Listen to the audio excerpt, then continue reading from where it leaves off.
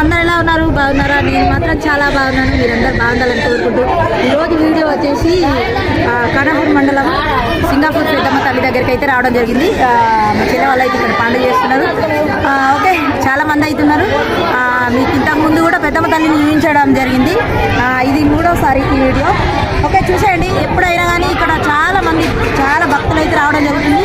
ఎక్కడి నుంచో అయితే మొక్కులు తీసుకునేందుకు ఇక్కడికి రావడం జరుగుతుంది. ఓకే, చూడండి.